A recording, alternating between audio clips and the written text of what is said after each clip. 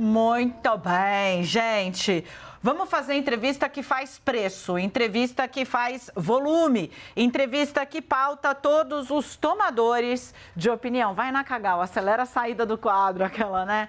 Nós vamos num dia decisivo, dia que marca uma guinada, na política de preços da maior estatal do Brasil. 2, um anúncio como há muito tempo não se via, de 40 centavos a menos no diesel, na gasolina, 44 no do diesel. E 3, um anúncio que abre as portas para um diálogo com setores que, desde 2016, com a crise, o ápice da crise que leva Dilma Rousseff ao cadafalso, olha com desconfiança para as medidas do PT. O mercado esperava uma hecatombe, elogiou o que viu, reconhece que há mais para explicar. E é isso que a gente vai tentar fazer aqui agora, conversando com o presidente da Petrobras nesse dia, de novo, que é um marco em várias frentes, da política à econômica, ele, Jean Paul Prats. Presidente, vou me esforçar aqui porque eu vou escorregar e querer chamar o senhor de senador de vez em quando, pela força do hábito. Não tem problema. Eu quero agradecer a entrevista nesse dia muito importante, quero agradecer a sua equipe que possibilitou essa vinda aqui. Como eu disse, a entrevista que faz preço, o senhor sabe. Eu vou abrir, presidente, falando um pouco dessa percepção que está nos papers. Assim, o senhor conseguiu uma façanha. Atrelou, em termos de comunicação, atrelou o anúncio de um corte significativo no preço dos combustíveis a um anúncio de uma mudança na política econômica de preços da Petrobras e não desabou a ação da petroleira. Isso, por si só, já é uma façanha. Mas as avaliações são de que ainda não está muito claro qual é, efetivamente, a nova política de preços da Petrobras. Para explicar para quem está em casa como o senhor tem condições de garantir que daqui 4 meses, 5 meses, a Petrobras ainda vai estar perseguindo o bom resultado para a empresa e bom preço para o consumidor, com essas balizas que o senhor diz vão nortear os negócios a partir de agora. De novo, bem-vindo. Obrigado, Daniela. Obrigado a todos e todas que nos assistem aqui. Obrigado à equipe da CNN Brasil. Daniela, de fato, a gente está conseguindo hoje explicar, e acho que a resposta do mercado é um pouco resultado disso, a lógica de se sair de uma, digamos assim, de uma prisão de um conceito só, né? Em 2017, houve razões históricas, não vamos aqui detalhar todo esse processo, mas toda uma ressaca de um processo longo, né, que acabou levando a um teste, uma espécie de laboratório com os brasileiros.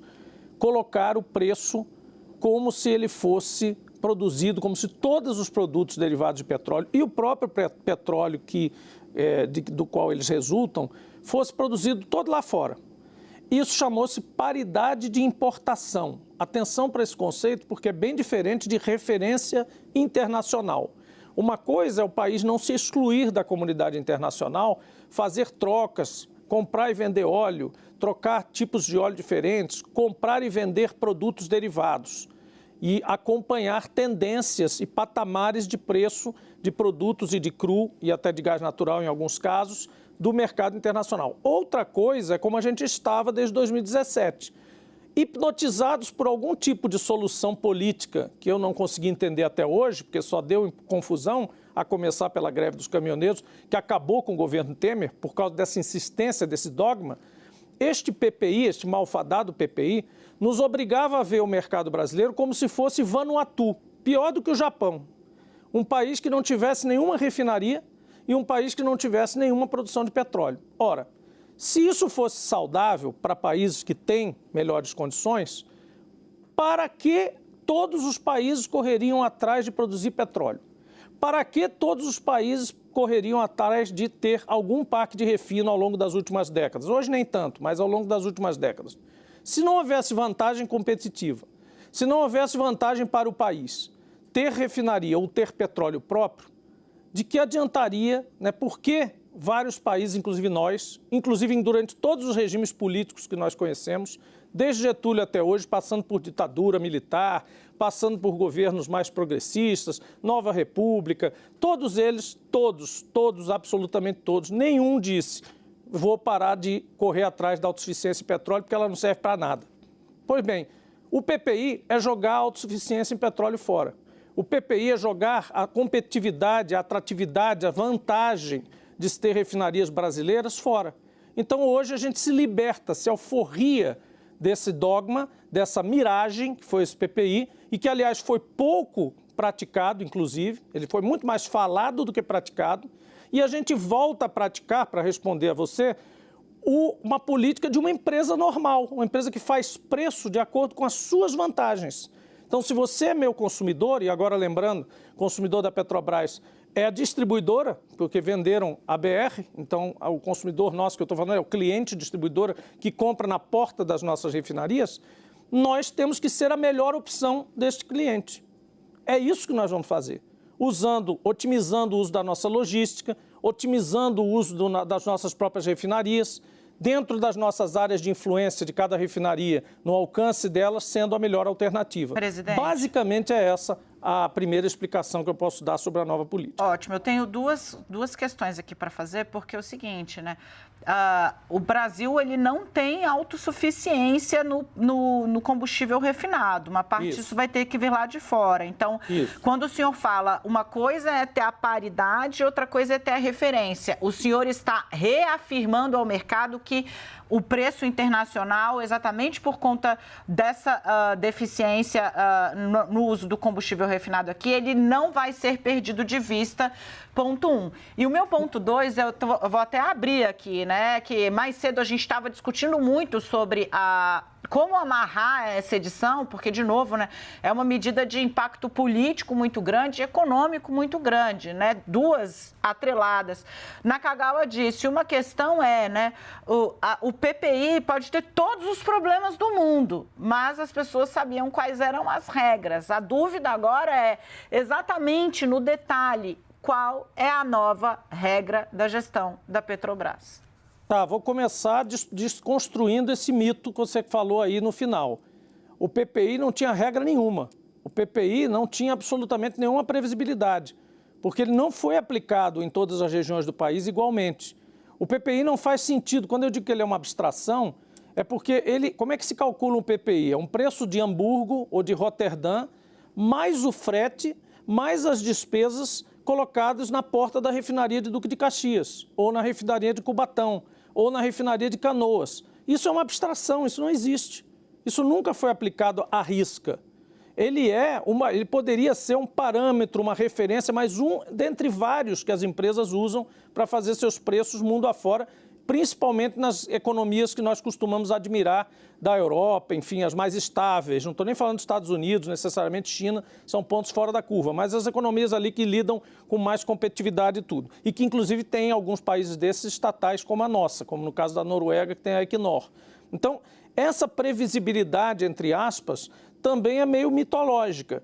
A nossa deverá ser a mesma de qualquer empresa que faz os preços. Quando houver, e aí voltando para a primeira parte que você falou da autossuficiência em diesel, por exemplo, nós, país, realmente não temos autossuficiência em diesel. Como durante muito tempo estivemos perto da autossuficiência de petróleo, mas não tínhamos ela 100%. Isso quer dizer que o rabo tem que abanar o cachorro? Ou seja, porque eu importo 10% ou 2% ou 1%, eu tenho que fazer o preço dos outros 99% em cima do 1% que eu preciso? Não. Há uma vantagem de estar quase chegando ou no limiar de uma autossuficiência. E mesmo que, vou dizer uma coisa agora mais impactante ainda, eu acho que mesmo um país que seja autossuficiente em petróleo, em diesel, em gasolina, em tudo, né? Custo a imaginar aqui um que não seja exportador bruto de tudo que exista, este país também não pode se desgarrar totalmente da referência internacional. Ele vive na comunidade internacional. Os países que fizeram isso não se deram bem. Eles sofreram daquela chamada doença holandesa. Eles deram de graça gás, como no caso da Bolívia, ou diesel, como no caso da Venezuela, para os seus cidadãos, acreditando que iam, assim, turbinar a economia com um combustível muito mais barato, totalmente desgarrado da lógica internacional. Isso não dá certo também. Agora, dizer isso não quer dizer que, do outro lado, você tenha que sofrer a volatilidade da Ucrânia, da Alemanha, imediatamente em tempo real e em dólar, no Brasil, impondo isso aos brasileiros, como foi feito em 2022. Perfeito. Pela mera dogmática de manter um PPI que é, como eu disse, miragem, e por a expectativa muito longínqua de que alguém se interessasse em comprar refinarias que eu resolvi vender. Eu não, o Bolsonaro e a turma dele.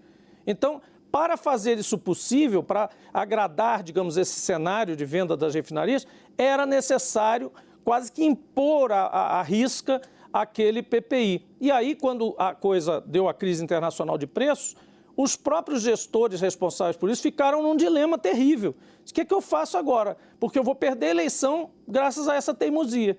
Aí surgiu a brilhante ideia de ir tirar dos cofres dos governadores através dos tributos.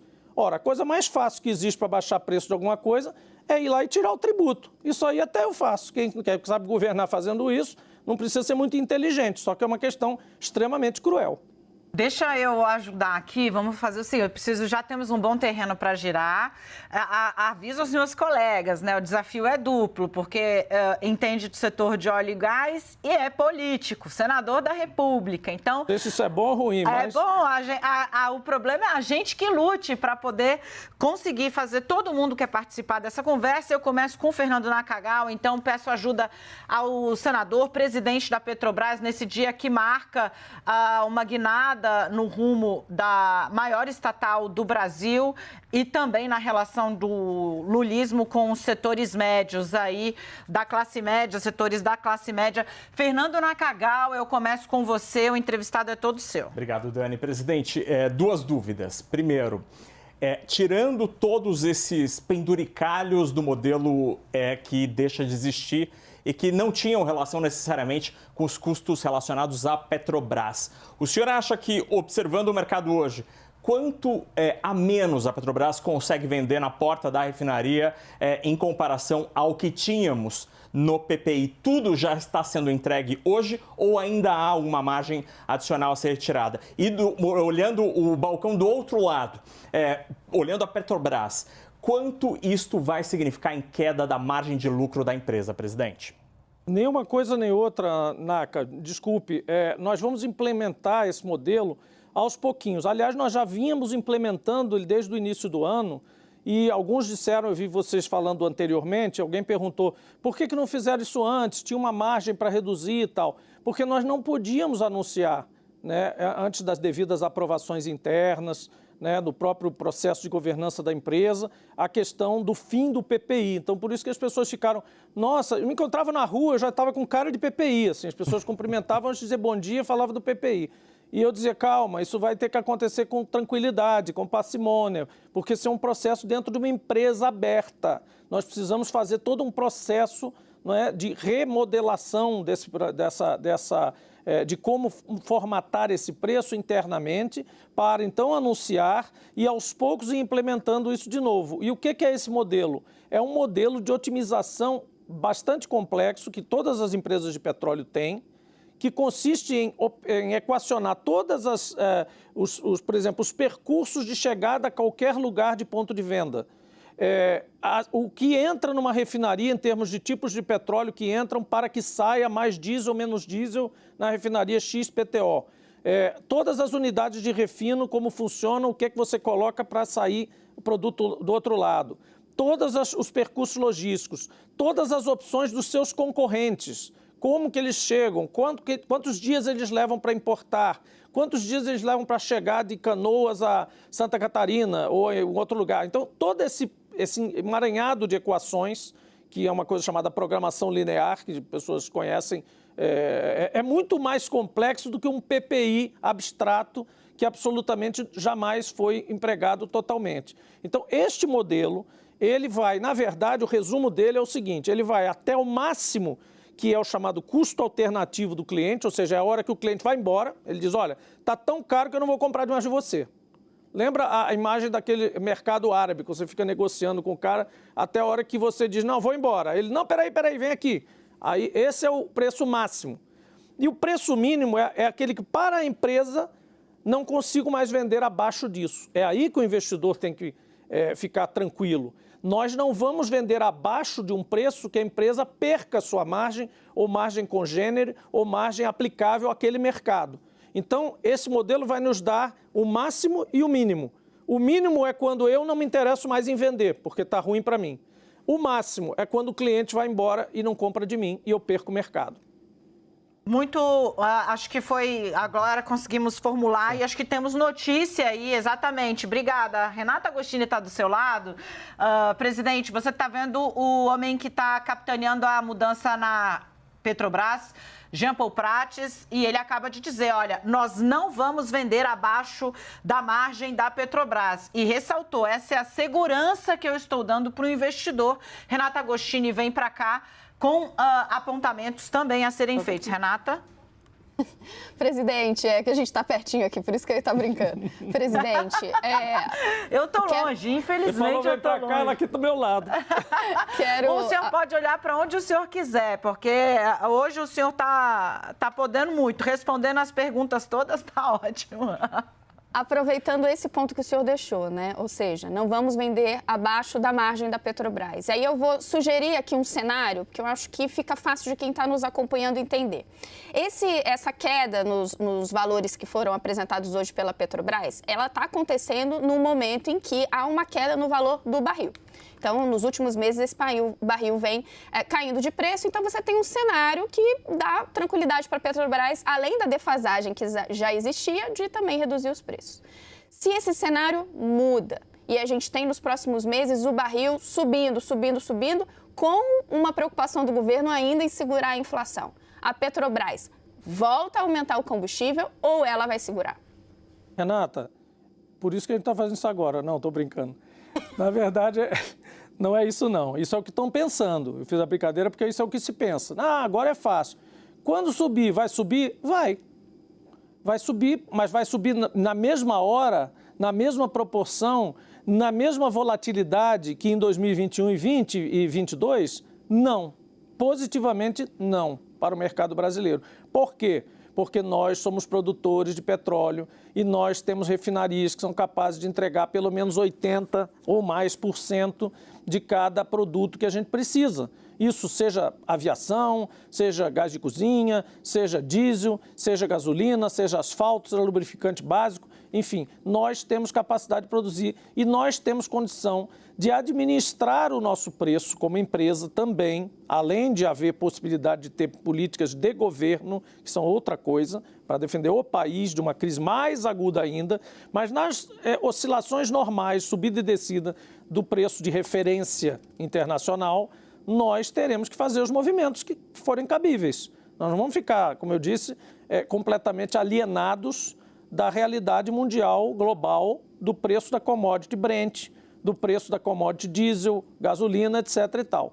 Mas a gente vai ter, com certeza, muito mais defesa contra a volatilidade do que antes. O PPI, ele entrega para nós absolutamente toda, sem nenhum amortecimento, a volatilidade especulativa, de intempéries em países que não tem nada a ver com a gente, de guerras, na mesma hora, em tempo real e em dólar. Nós podemos fazer melhor do que isso. Acho que o famoso colchão, talvez eles estejam pensando aqui para quem está em casa, né? Buscar uma forma de amortecer para ver se o impacto bruto passa, a ver se vai funcionar. Eu estou só tentando aqui É isso, traduzir. Dani. É um colchão limitado, o da Petrobras é bem limitado, claro, mas a gente manejando a máquina, o sistema de refinarias que coopera entre si da Petrobras, região com região, podendo calibrar essas refinarias, podendo alterar tipos de óleo, etc., a gente consegue fazer uma gestão disso, mas, obviamente, se você cair num período de crise bem maior, aí você precisa apelar para instrumentos nacionais, instrumentos como aquela conta de estabilização, por exemplo, que tinha recursos que vinham justamente da arrecadação exorbitante que o próprio Estado brasileiro acaba tendo pelo preço do petróleo alto, para devolver aquilo para o consumidor na forma, por que não dizer, de um subsídio direto, sim, como foi na Inglaterra, como foi o chamado windfall profit, né? Que aí é um caso excepcional, casos de crise. Mas em tempos normais, oscilações para cima e para baixo serão, obviamente, administradas e serão colocadas também dentro do cenário nacional. Presidente, tem visita ilustre aqui no 360, a Raquel Landim, nossa analista também de economia e política. Raquel, o entrevistado todo seu. Oi, presidente. Boa noite, boa tarde, né? Que finzinho noite, de tarde. Presidente, desde que a gente trouxe essa informação com exclusividade ontem aqui na CNN do fim do PPI, eu acho que a pergunta que muita gente está se fazendo é a seguinte: com o fim dessa referência, o senhor disse que não vai desgarrar dos preços internacionais, mas com o fim dessa referência, como é que os acionistas, e aí não estou falando de grandes fundos de investimento, estou falando da União, né, de todos os brasileiros, que são os acionistas majoritários da Petrobras. Como é que eles vão ter segurança de que ao longo do tempo a Petrobras não vai acabar subsidiando a compra de diesel importado lá fora e vendendo mais barato aqui dentro? Como é que eles vão ter segurança de que ao longo do tempo a Petrobras não vai acabar manipulando os preços para garantir uma inflação mais barata aqui dentro, como aconteceu no governo Dilma Rousseff e trouxe prejuízos importantes para a companhia? Olha, manipulação de preços é combatida por órgãos da defesa da concorrência. Se você tiver manifestamente praticando algum tipo de dumping ou algum tipo de subsídio escondido, o mercado percebe e há instrumentos para trabalhar isso, né? Na verdade, naquela época, havia uma diferença em relação a isso, porque todo mundo achava natural, né, eventualmente natural, que a Petrobras fizesse diretamente esse papel como se fosse uma espécie de uma agência do Estado, uma coisa assim. Hoje, depois de enfim, altos e baixos que se viveu, sabe-se muito bem que a Petrobras tem um limite para isso. Mas ela tem um papel, sim, importante, e aí se diz, previsibilidade e como é que o preço vai ser feito. Ora, o preço do combustível na Alemanha é o mesmo da França? É o mesmo da Inglaterra? É o mesmo dos Estados Unidos? Não, não é. Todo mundo pratica PPI lá? Não. Os preços variam de empresa para empresa e variam de país para país. A mesma coisa aqui. O acionista tem que ficar tranquilo, dizer, olha, ele vai fazer o preço que vai garantir a rentabilidade possível naquele mercado, mas também a ponto de não perder aquela fatia de mercado para alguém porque simplesmente resolveu praticar um PPI, que é o preço de hambúrguer colocado aqui. Mas a Petrobras praticamente não tem concorrência, presidente. Tem concorrência, sim. A concorrência e a minha dúvida todo. É o seguinte, a política pública não cabe ao governo, enquanto a empresa não tem que praticar a sua própria política? Mas eu não disse em momento nenhum aqui que a Petrobras está fazendo política pública com preço de combustível. Eu disse aqui que o preço do combustível vai ser o preço competitivo para conquistar o cliente, para ser a melhor alternativa para o cliente. Isso é a mesma coisa com qualquer empresa. Não vou denominar aqui empresas, mas você imagine outras marcas aí. O que é que elas fazem todos os dias? Ser a melhor alternativa para o meu cliente. É isso que eu estou dizendo que eu vou fazer, usando toda a minha estrutura, toda a possibilidade que eu tiver de chegar lá com mais competitividade do que os meus concorrentes. Não existe concorrente. Existe sim. Todas as refinarias do mundo são concorrentes da Petrobras nesse momento, porque a importação é liberada. E tem pessoas que fazem trading, acumulam grandes volumes, fazem pacotes, são inteligentes, praticam e conseguem fazer sistemas de reconhecimento de oportunidades no território brasileiro e alhures, em todos os lugares, aí, litoral africano, América do Norte, quantidades menores, quantidades maiores, mais remoto, menos remoto. É para isso que servem as tradings e esses preenchedores de lacuna do mercado. Agora, enquanto eu estiver sendo a opção confortável do cliente e tiver, inclusive agora, a companhia de refinarias privadas, já que Manaus foi vendida, Bahia também foi vendida, não é? Eu terei concorrente sim, muita concorrência, e é dura a concorrência. Por isso que a gente vai precisar ficar sempre no mínimo entre o valor marginal da companhia, aquele que me faz dizer, cheguei no máximo da minha negociação, não posso vender abaixo disso, e um máximo que vai ser o custo de alternativo do cliente, que é o cliente dizer, olha, eu prefiro comprar dele.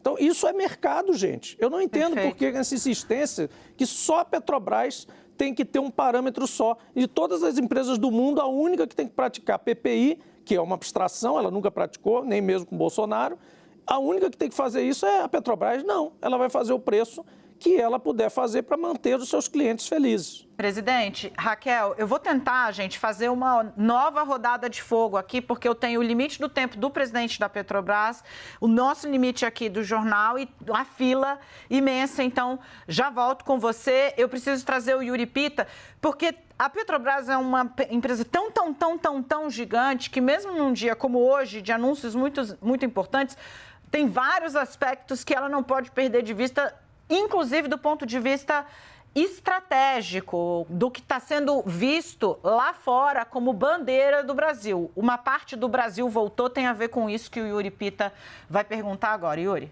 É isso, Dani. Obrigado. Presidente, boa tarde.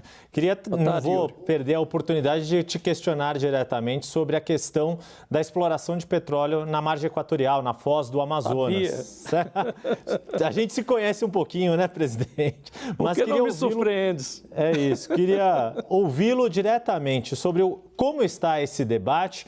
A gente sabe que há uma série de agentes políticos, principalmente dos estados, que podem se beneficiar com os royalties dessa exploração favoráveis ao início desse trabalho, mas há também uma resistência na área ambiental. Queria saber do senhor como está o trabalho da Petrobras para vencer essas resistências, sem que isso se transforme num problema internacional, né? Basta lembrar que o presidente Lula voltou da Inglaterra com a mensagem do coroado rei Charles de proteger a Amazônia, e o quanto, na sua avaliação, isso vai ser, já está bem encaminhado, inclusive com o presidente Lula. Se o senhor já tratou diretamente desse assunto com o presidente e qual é a posição que ele tende a adotar nesse debate. Yuri, vamos lá. Em primeiro lugar, vou primeiro fazer uma digressão rápida sobre a questão de ameaçar ou não a Amazônia. Essa operação consiste de perfurar um poço apenas, um poço exploratório, para buscar petróleo, para saber se tem petróleo numa bacia sedimentar que no mapa geológico brasileiro se convencionou chamar lá atrás de Foz do Amazonas. Só que ela é uma bacia gigantesca, é enorme, não é na Foz do Amazonas. É a 560 quilômetros da Foz do Amazonas, lá na divisa com a Guiana Francesa, que é onde foram encontradas algumas outras reservas importantes. A Guiana, aquela ex-Guiana inglesa, que é país independente, está hoje produzindo horrores de petróleo, né? E aí vamos falar depois por que o petróleo é ruim, a transição energética, eu chego lá já. Mas só geologicamente, esse lugar está a 560 quilômetros da margem da Foz do Amazonas e a 150 quilômetros mar adentro da costa do Amapá, do Oiapoque.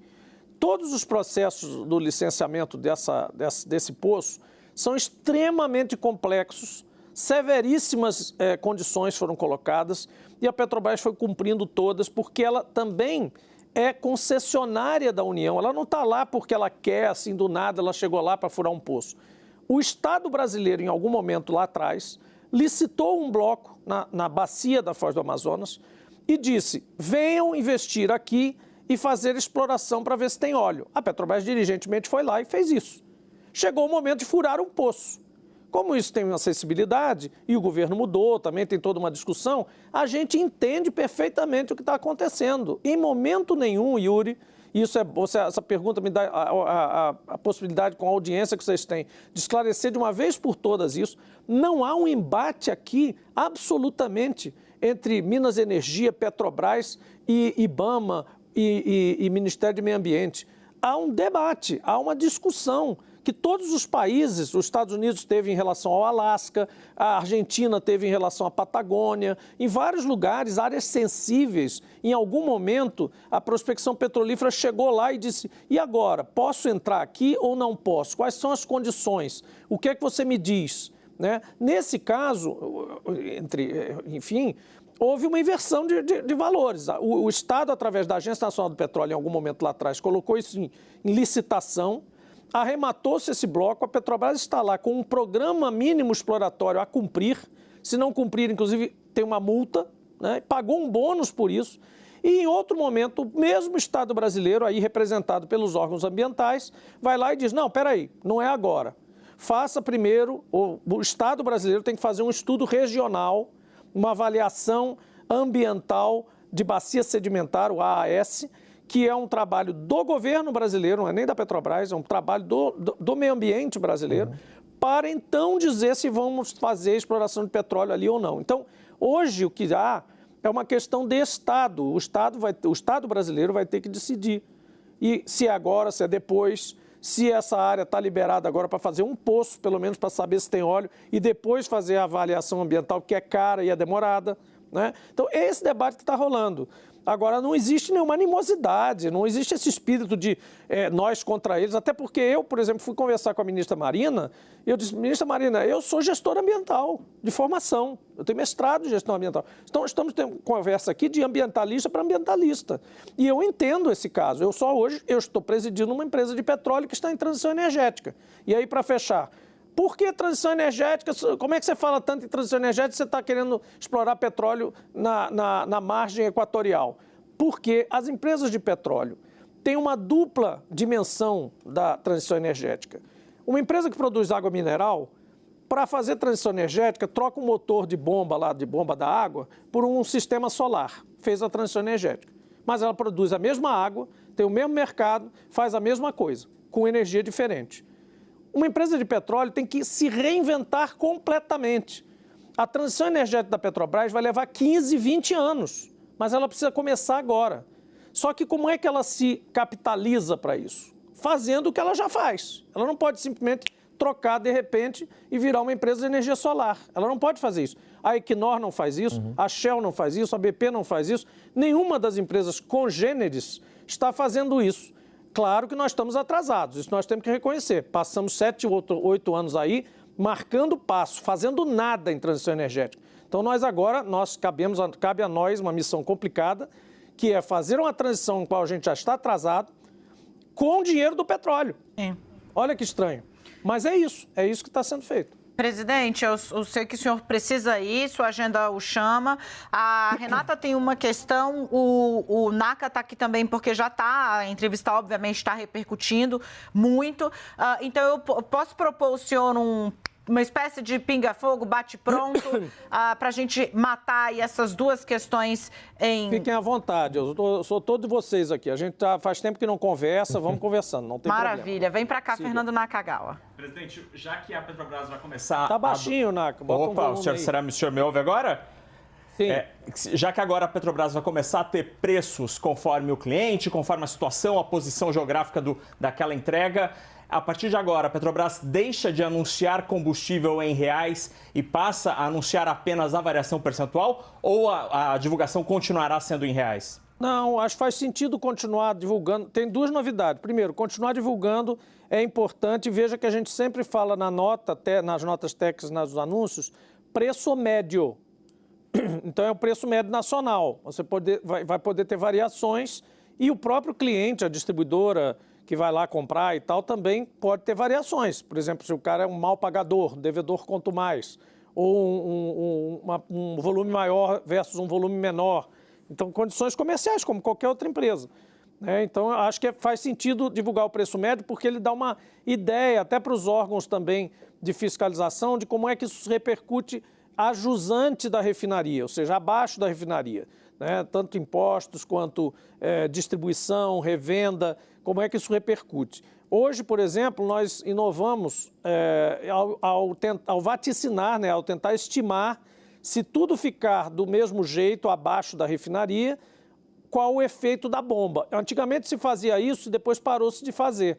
Eu acho que essa é uma coisa interessante e útil. Hoje, por exemplo, a gente faz uma colinha aqui, a gente disse que baixou 40 centavos da gasolina e era assim, o preço médio estava em 5,49 na bomba e deveria chegar perto dos 5,20. Então, o litro de gasolina, em média, no Brasil, claro que a gente sabe que varia muito, estaria em torno dos 5,20. O diesel viria de 5,57 o litro para em torno de 5,18.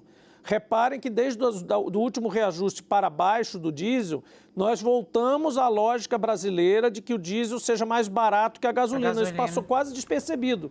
Ninguém falou isso. E o diesel é um produto teoricamente mais nobre que a gasolina. Porém, o Brasil tem aquela coisa do transporte rodoviário, do frete, da inflação. E nós sempre fizemos essa espécie de subsídio cruzado, mesmo que seja ligeiro. E isso é muito importante para o mercado brasileiro. Então, aqui, sem fugir das paridades, das referências, a gente está aqui praticando em torno de 5,18 para o litro na bomba do diesel. E o GLP foi o melhor de todos, porque a gente simplesmente conseguiu voltar a um patamar abaixo de R$100, estimativa, R$ 99,87, 13 centavos abaixo dos R$100, patamar esse que foi ultrapassado em setembro de 2021. Na verdade, o Brasil passou a enfrentar questões assim que passam ao largo das classes médias e mais altas, né? Mas o número de queimados explodiu em diversas periferias do Brasil, porque as pessoas não conseguiam comprar gás e faziam consumo de carbono, produto fuligem, produto queimado. Um desastre essa questão de queimar lenha ao invés de GLP. Presidente, agora a gente precisa mesmo fechar. Renata Agostini tem uma pergunta a papum. Eu quero agradecer já de saída aqui a Renata Agostini. Presidente, muito rapidamente, o querosene de aviação parece muito específico, mas as aéreas ficam muito de olho nisso e todos nós, porque passagem aérea está cara a beça. Então, como que fica, nesse caso, a política de preço da Petrobras? Renata, e passagem aérea, apesar de parecer que é uma coisa só para rico, hoje em dia ela não é que esteja acessível, porque ao contrário, exatamente o que você está dizendo, não está tão acessível assim, mas deveria. O país é um país continental. Existe um problema estrutural em relação a essa questão do transporte aéreo, não é só o combustível, é um componente importante, mas é aquele negócio, vocês estão me imprensando numa coisa que vocês mesmos me perguntaram. Pode vender muito abaixo para ajudar as companhias aéreas? Não. Então, se esse é um problema que nós temos que enfrentá-lo ao longo de todos os elos. O problema é só o combustível, é principalmente o combustível. Vamos, então, trabalhar em cima disso com as companhias aéreas, com o Ministério do Turismo, com, sobretudo, a liderança do ministro Alexandre Silveira, que já nos chamou para um diálogo sobre esse assunto, destravar todos os gargalos que eventualmente existam ali para tentar facilitar isso. Agora, atenção, é um mercado com poucos agentes. Eu, como senador, pedi investigação no CAD sobre as companhias aéreas em relação ao fato de serem 3 apenas operadoras que têm preços muito iguais, em horários praticamente semelhantes, iguais.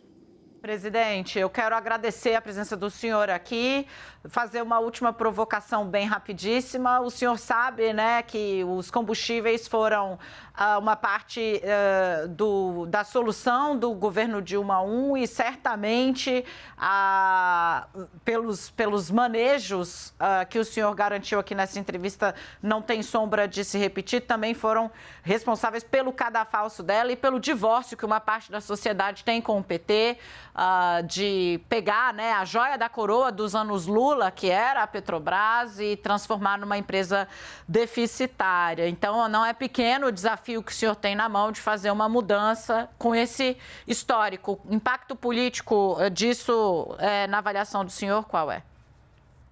O impacto político é uma empresa que vai fazer os seus preços e, portanto, colaborar com o desenvolvimento brasileiro, não só econômico, como social, principalmente, com uma lógica de empresa que tem como acionista principal, acionista controlador, o governo, e também sem afugentar os seus investidores, que serão importantes para manter a continuidade dela, a financiabilidade da empresa e da sua própria transição energética.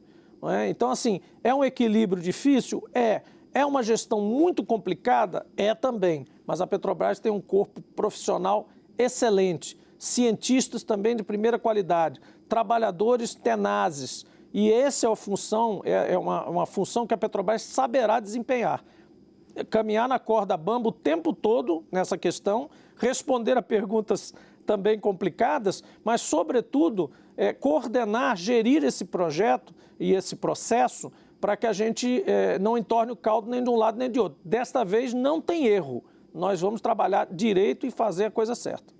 Jean Paul Prats, presidente da Petrobras, senador do Nordeste, está aqui no CNN 360. Muito obrigada mesmo, uma demonstração de respeito ao jornalismo, à emissora e principalmente à opinião pública, o tomador de decisão e a dona de casa que quer entender como é que isso, combustível, que impacta toda a nossa cadeia de produção está sendo gerido no Brasil. Num dia como hoje, é muito importante e é por isso que eu faço esse agradecimento e esse reconhecimento. Boa sorte, senador. Presidente, bom trabalho.